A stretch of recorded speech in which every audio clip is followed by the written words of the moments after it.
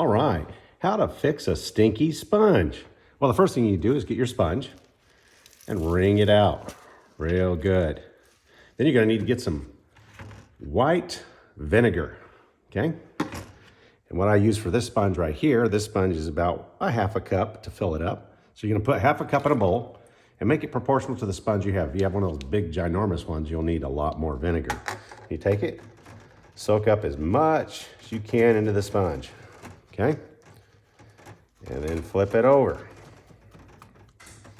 Make sure it's saturated, full of vinegar, okay? And let it sit for 1 minute or more. Okay, it's been a minute. Take your sponge, bring it out, give it the old sniff test. Oh yeah, that smells fresh and sanitized. And so now you can reuse your sponge some more, because why throw it away when all you have to do is make it smell better and sanitize it? Works for me. Good luck. God bless.